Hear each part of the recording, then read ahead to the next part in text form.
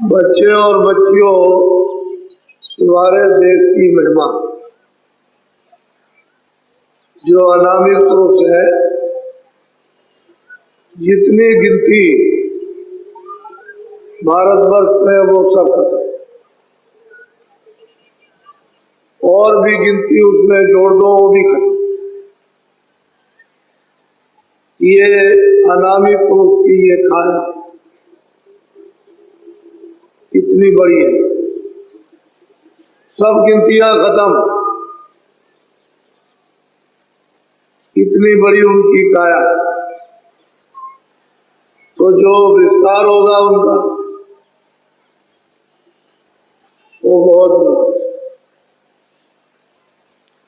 उसी से इतने ईश्वर, इतने ब्रह्म, इतने पार ब्रह्म, इतने महाकाल, ये सब उसी के पैदा किए।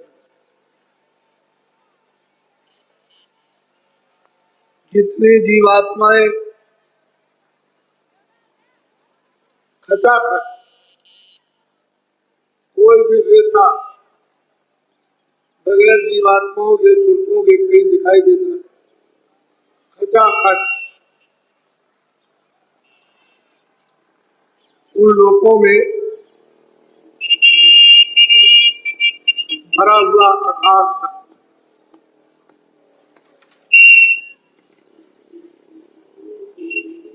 जो वहां की जो सुरतें वहां रहती हैं, उनके लाखों लाखों ब्रह्मों के बराबर यानी एक एक सूरत में प्रकाश है। वो ब्रह्म और ईश्वर की वहां कोई महिमा नहीं, और पार ब्रह्म की वहां कोई भी महिमा। तो एक सूरत, एक एक सूरतों का, एक एक जीवात्माओं का इतना इतना प्रकाश, ये कुछ नहीं। ये सारी जीवात्माएं वही से है।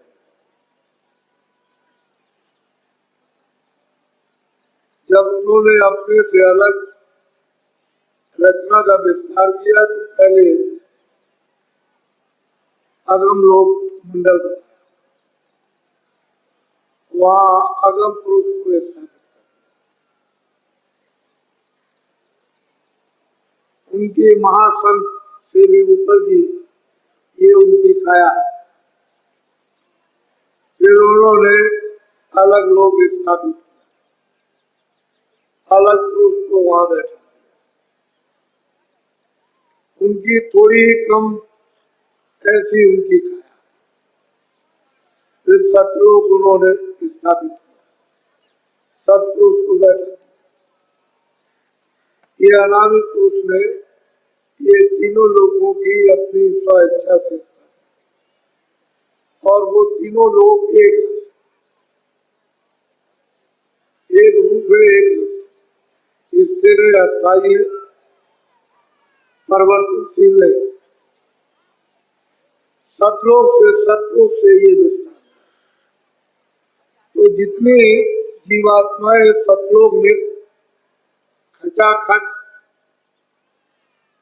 भरी हुई है, वो सब लाखों लाखों एक सूरत ब्रह्म की अस्थि। ब्रह्म में कोई अस्थि, ईश्वर में कुछ, ये तो वहां का खेल हो। फौरन हुई, और उन्होंने इतने देखते देखते एक पलक के मारते इतने बड़े बड़े महल बना दिए कि खरबों योजन उस देश की अर्वचनीय में। ये सब जीवात्माएं वहीं से लाई। सतपुरुष ने जब अपने से ईश्वर ब्रह्म और महाकाल पुरुष को अलग किया, मंडल बना, तो इन सब लोगों ने अपने अपने मंडलों में तपस्या, और ये लिखन पढ़न का काम नहीं है। जितनी स्याही समुद्र में बनाओ, वनराज के खेल में बच्चों की बना लो पृथ्वी को कागज, इतने दिनों तक आप उसमें लिखो ये सब खत्म। इतने दिनों तक इन्होंने तपस्या की। ईश्वर ने जिसको खुदा, ब्रह्म ने जिसको रख, पार ब्रह्म ने जिसको अल्लाह, महाकाल को सबने तपस्या घना घोर और सत्पुरुष को खुश कर कि हमसे प्रसन्न होता, हमको देश से क्यों निकाल दिया, अलग क्यों कर दिया, कोई कारण तो होगा ही। अब वो तो उनकी मौज मर्जी की। इतने दिनों तक ये सब करते रहे, तब वो उसके बाद सत्पुरुष इनसे तुम्हारी तपस्या पूरी हुई, हम तुमसे खुश, बोलो तुम क्या चाहते। फिर उन्होंने सतलोक के समान कि जैसा आप, इनको मालूम हो गया था कि मुझको निकाल दिया, तो राज मांगा कि आपके राज के समान वो तो मौज मर्जी सत्पुरुष की थी। उन्होंने मतलब यह है वो जीवात्माओं के बगैर, सुरतों के बगैर यहाँ कोई रचना नहीं हो सकती किसी भी मंडल में। जब वो सुरते आएंगे तभी रचना बैठे। तो जीवात्माओं का भंडार एक छोटा सा सब लोगों में सत्पुरुष ने तकसीम कर दे। वो तो अथाह सागर है उसके लिए, उसमें से जरा सा दे दिया, अथाह सागर भरा हुआ उसका तो कोई पारावार। एक छोटा सा भंडार सुरतों का अपने अपने मंडलों में ऊपर दे देते, इनको भी बांट दिया भगवान। ऐसे ही ऊपर से बांटते चले आए, अपने अपने भंडार को इन्होंने सबने स्वीकार किया कि मालिक मुझसे प्रसन्न हो गए। बस ये भंडार लेकर के उधर तो नामी के द्वारा उतार के लाएंगे दूसरे को। जब उतारा जाएगा तो एक आवाज से दूसरी, एक नाम से स्थान तक जाएंगे तो वहां वो नाम वही, फिर वो अपने नाम को उतार अपनी आवाज पर अपने बाजे। तो ये धीरे जाए ठेका बनाया कि इतने दिनों तक तो सब यहाँ रहो। कितने जो बीत गए अनगिनती, गिने नहीं जाते। सज्जुग त्रेता द्वापर पहले तो थे ही नहीं, ये सज्जुग द्वापर त्रेता कोई नहीं। कहते अनगिनती जो बीत गया तो धीरे धीरे उतारा। पहले महाकाल पद में आए, फिर नीचे ब्रह्म पद में, धीरे धीरे ठेका बना ताकि एकाएक चल जाते हो तो घबराएंगे, लड़ेंगे। धीरे धीरे उतार उतार कर धीरे धीरे फिर जब ब्रह्म स्थान पर जाए तो वहां इनको बहुत आनंद में दे, कोई तकलीफ तो आती नहीं। तो इन सभी जीवात्माओं पर एक कपड़ा बहुत मालिक लतीफ, लतीफ कहते हैं धीना, शब्द स्पर्श रूप रस गंध ताकि इनको इन चीजों का बोध हो जाए, शब्द का भी बोध हो जाए, रूप का भी बोध हो जाए, गंध का भी बोध हो जाए, यानी पांचों चीजों का बोध हो। तो तुरंत तो मालूम तो हो गया कि मेरे ऊपर में कोई चीज फेंक दी, लेकिन वो इतना तेज, इतना प्रकाश कि उसमें कुछ पता भी नहीं चलता कब लड़। इसको कहते हैं कारण। यही से कारण बीज बनेगा। शब्द स्पर्श रूप, पहले तो थोड़ा शब्द रूप, वो तो स्वयं ही शब्द रूप, उसको तो उससे तो दूसरे ही यानी अनुभव करते थे। तो जब यहाँ कपड़ा डाल दिया धीरे धीरे धीरे धीरे शब्द स्पर्श बहुत ये वहां के कितने जो बीज जाए यहाँ के नहीं, तब तक वहां वो नहीं। फिर नीचे उतर गया तो वो जो मसाला था वो नीचे मोटा बनेगा, सूक्ष्म जब निर्जल भगवान के स्थान पर आए तो वह एक है उससे थोड़ा मोटा, प्रकाश वहां भी है, वहां भी कोई अंधेरा नहीं है, तो मोटा कपड़ा डाल दिया बहुत, वो भी भारी। शब्द स्पर्श रूप रस गंध और मन बुद्धि चित्त हो रहेगा, नौ ऊपर 5 तत्वों का नेतृत्व। ये मंडल है इनके, ब्रह्म के और ईश्वर का अलग। ईश्वर का मंडल अलग है, ब्रह्म का अलग अलग मंडल है, बहुत बड़े बड़े। उन मंडलों में कितनी त्रिलोकियां, कितने लोग हैं वो गिने नहीं जाते, इतने बड़े बड़े मंडल। तो जब यहाँ बहुत मुद्दतों तक रखा, फिर धीरे से नीचे उतरा तो आद्या मां शक्ति ने इन पर उससे मोटा कपड़ा डाल दिया, थोड़ा सा मोटा, उसको कहते हैं लिंग से।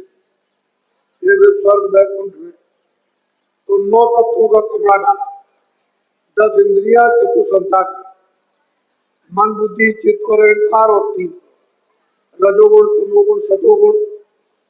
अब वो देखिए कि वो कारण शरीर को सूक्ष्म में चला गया और सूक्ष्म शरीर लिंग में चला गया, और फिर उसके बाद में जब यहाँ उतारा मृतलोक में उसी आवाज के द्वारा, बाजों के द्वारा, तो जीवात्माओं को यहाँ ले आए तो सबसे नीचे वाली आवाज है, इसको पकड़ के जब यहाँ उतारा गया तो माँ के पेट में को तैयार करके, और उन्होंने जब 5 महीने का हो गया तो सूरज को दोनों आंखों के बीचों बीच खोल में बैठा, तो ये खोल क्या खाती, जल पृथ्वी अग्नि वायु आकाश, ये तो 5 हो गया। उसके अंदर वाला 9, फिर उसके अंदर जो है वो इसके ये 5 तत्वों का लिंग शरीर 17 तत्व, फिर उसके अंदर 9 तत्वों का शरीर, फिर उसके अंदर 5। अब इस तरह से कपड़ा पहना। अब इसको अगर कोई नहीं जानेगा तो इसका कपड़ा कोई नहीं, ये आभूषण। तो इतने कपड़े सूरत में पहन रखे, उस समय पर कोई बंधन नहीं था, सूरत यहाँ बैठ गई, माँ के पेट में सब सुन रही है, सब देख रही है, कोई आंख बंद नहीं थी। जैसे ही 9 महीने का बच्चा पैदा हुआ वो आंख भी खुली, कान भी, सब बातें सुन, तो सब देख रही है, चढ़ती चली जाती, उसे रोक टोक नहीं, चढ़ जाती है। किसको उतार दिया, छोड़ दिया, फिर उसने लिंग को उतारा, उसको छोड़ दिया, फिर उसने सूचक को उतारा, छोड़ दिया, कारण को उतारा, छोड़ दिया, चली जाती।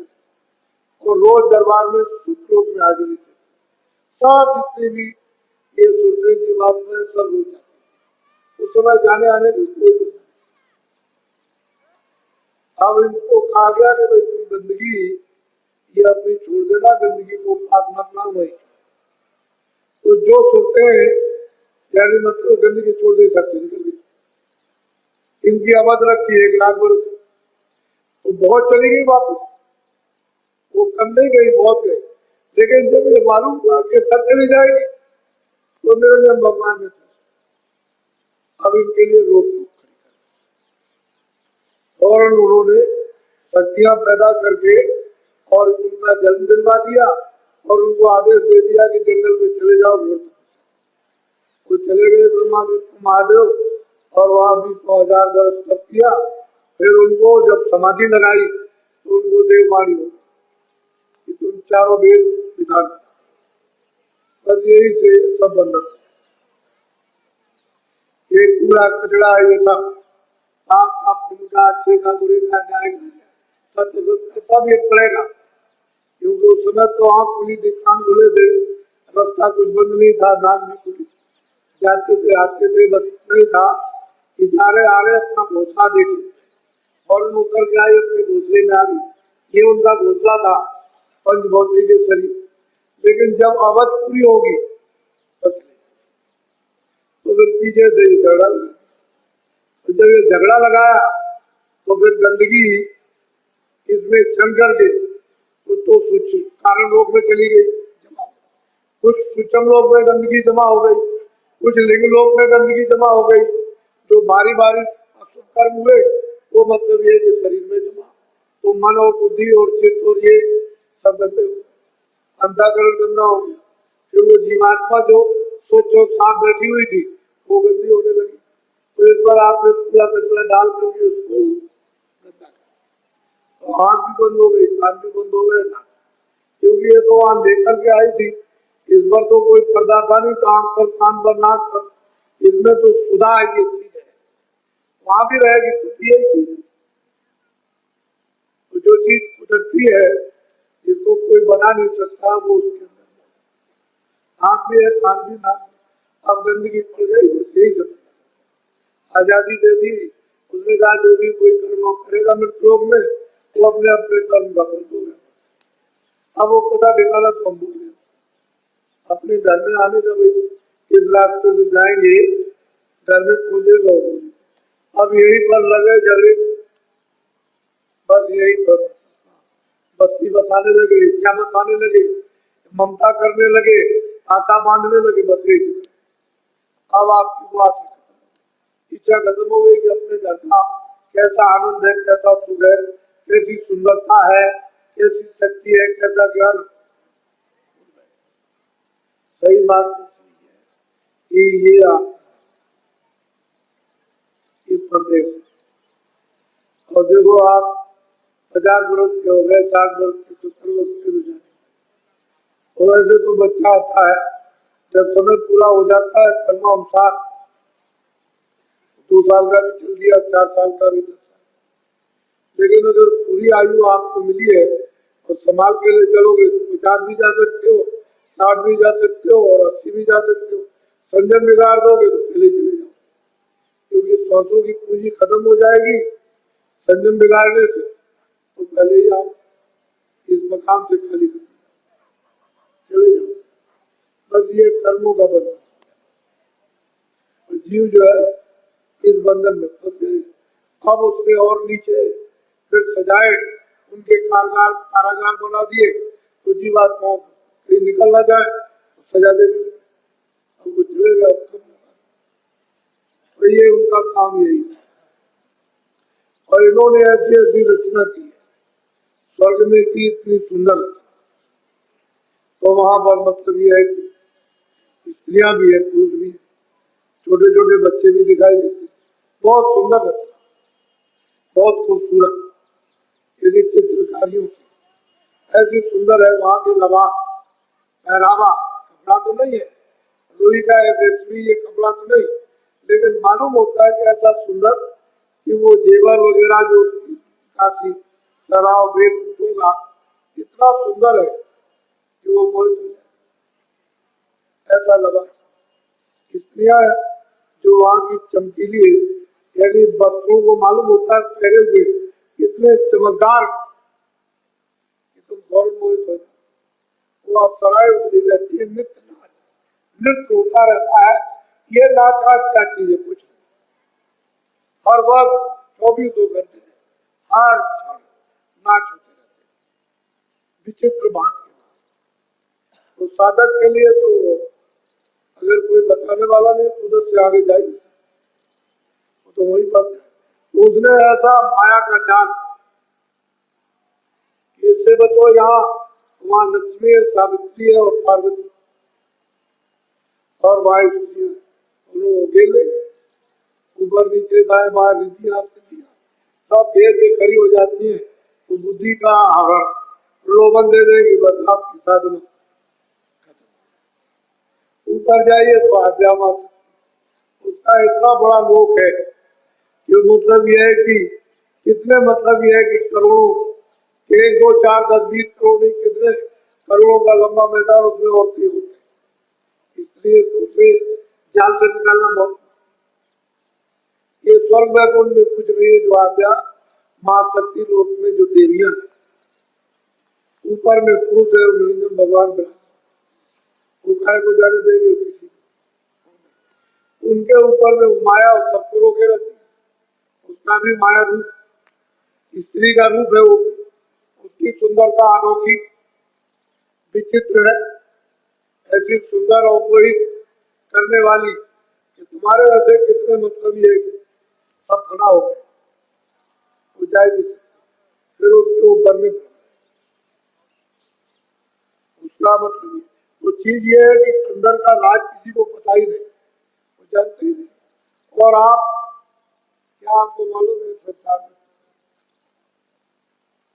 आप जब तक महात्मा नहीं मिलेंगे ये जीव विचारा क्या, वही सूरत है जो हजारों लाखों करोड़ों ब्रह्मों की वो शक्ति और प्रकाश रखती थी, आज वो बूंद रूप से एक जगह एक कण उससे भी छोटी, हजारों गुणा करके कर दी जाए उससे भी छोटी, वो मतलब ये कि वो सूरत और फिर उसका जो प्रकाश था वो सब इस घर में ले।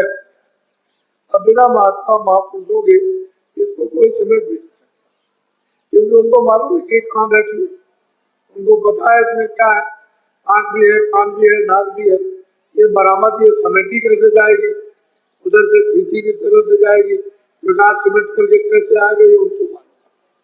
योगी योग करते रहे वो भी बेकार, उससे भी कोई लाभ नहीं। प्राणायाम किया नीचे से तो यहाँ से सामने आए वो, फिर यहाँ से ऊपर जाना तो वो मेहनत 60 बरस 70 बरस 80 बरस की बेकार हो गई, क्योंकि यही तक आना नीचे से फिर ऊपर जाना। आप संतों महात्माओं ने कलयुग में यही से जीवों को ऊपर उठाया, ये नाम की डोर को पकड़ो, यही इसमें कोई तकलीफ नहीं, कोई प्राणायाम नहीं, कोई शारीरिक तकलीफ नहीं, कोई परिचार नहीं, कोई मतलब छोड़ना छाड़ना नहीं, बस अपना अंश है जो भी शरीर इच्छा के लिए करते हो खाते हो, उसमें कोई दिक्कत परेशानी। और सहज इधर से अपना ध्यान तवज्जो हटाकर उधर लगा दो, इधर से पौधा उखाड़ो, इधर जो आपके ख्याल और ध्यान इधर आशा और बासा आपके इधर फैला रखते उसको हटा लीजिए, इधर लगा दीजिए। इतने में तो काम हमारे बुल्ला साहब थे, उन्होंने